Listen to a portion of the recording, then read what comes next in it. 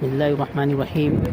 میں آپ لوگوں کو جنت البقیع کی پوری زیارت اس ویڈیو کے ذریعے کرانا چاہتا ہوں، اور میں کچھ اہم جانکاریاں بھی پیش کروں گا، بتاؤں گا، شاید وہ پہلے آپ کو پتہ نہ ہو، اس لیے میری پوری ویڈیو کو دیکھیں اور دوسرے تک شیئر ضرور کریں۔ میں پہلے یہ بتا دوں کہ جب ہم روضے کی زیارت کرنے کے لیے جب جاتے ہیں تو باب السلام سے جاتے ہیں، اور سلام کرنے کے بعد جس باب سے ہم نکلتے ہیں، جس دروازے سے نکلتے ہیں، اس کا نام ہے باب البقیع۔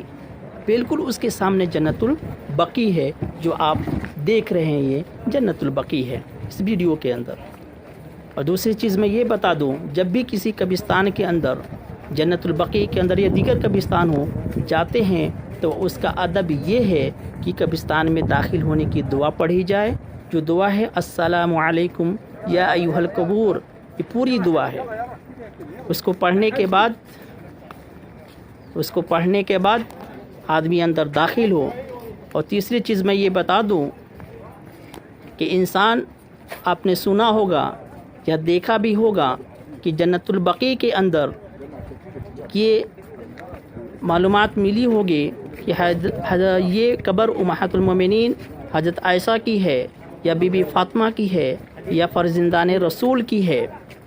لیکن جب میں نے اس کے بارے میں تحقیق کی، معلومات حاصل کی یہاں کے خادمین سے، تو پتہ یہ چلا یہ کوئی ضروری نہیں ہے، یہ متعین نہیں ہے یہ حضرت عائشہ کی قبر ہے، یا بی بی فاطمہ کی ہے، یا فرزندان رسول کی ہے، کیونکہ یہاں پر پہلے خلافات عثمانیہ قائم تھا۔ جب وہ ختم ہوا تو انہوں نے یہ انڈیکیٹ کر دیا، یہ بتایا یہ فلاں کی قبر ہے، یہ فلاں کی قبر ہے، لیکن متعین نہیں ہے۔ بہرحال اس کے اندر امہات المومنین حضرت عائشہ رضی اللہ تعالی عنہ، بی بی فاطمہ، فرزندان رسول صلی اللہ علیہ وسلم، ابراہیم بھی موجود ہیں، اور عثمان غنی بھی موجود ہیں، صحابیات بھی موجود ہیں، صحابہ بھی موجود ہیں، تابعین بھی موجود ہیں، محدثین بھی موجود ہیں، بہت سارے ایسے مفکرین بھی موجود ہیں۔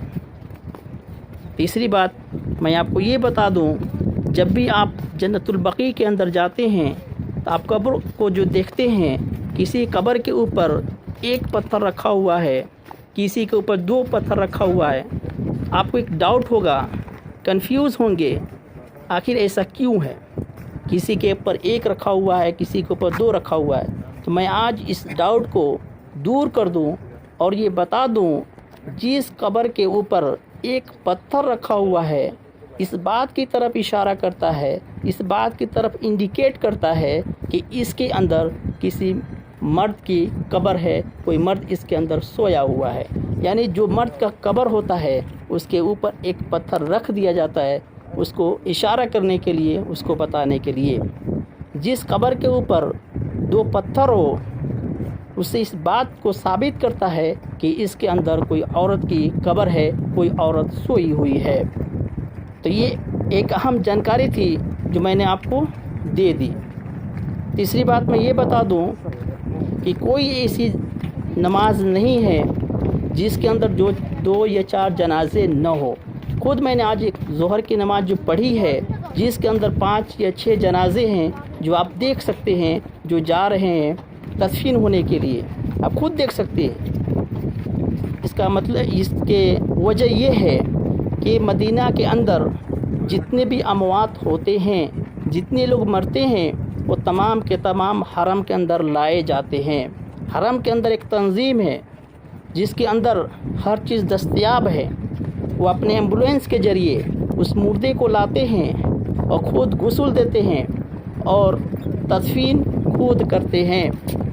کل اس کے گھر کے اہل و عیال بھی ہوتے ہیں، اس لیے یہاں جو ہے جنازے زیادہ ہوا کرتے ہیں۔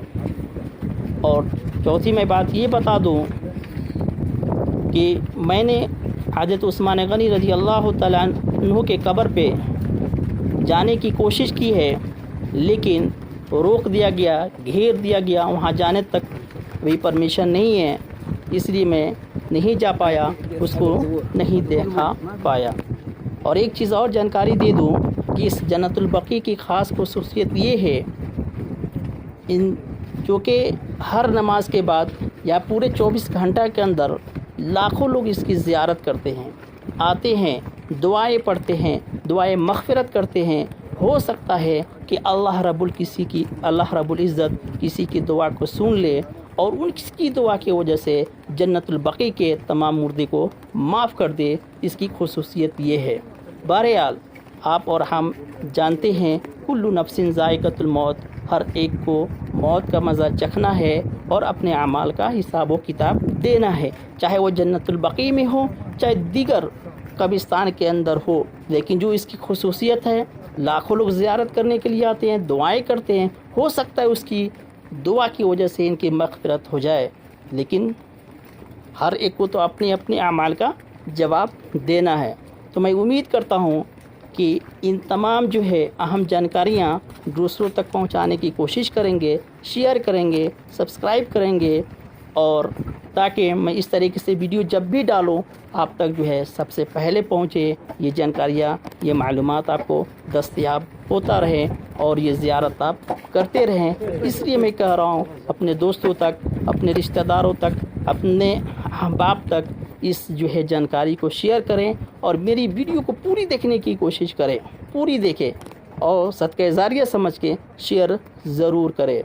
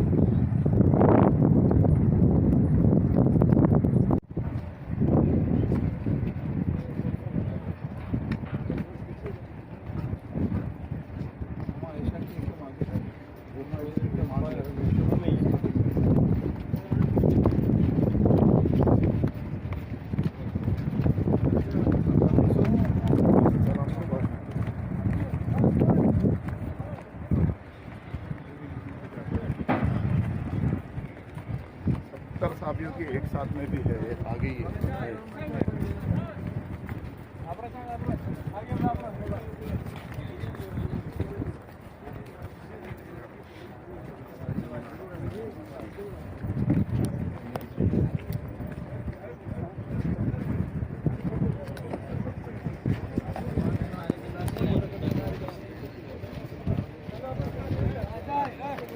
ورني لك كاكا ورني لك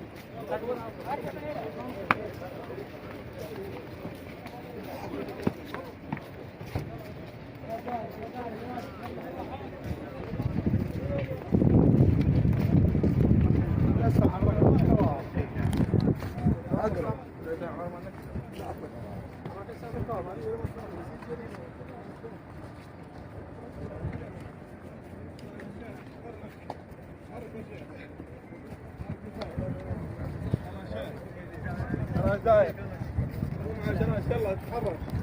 تحرك يا شيخ، تحرك يا شيخ، يلا يا شيخ تحرك، تحرك يا شيخ، تحرك يا شيخ.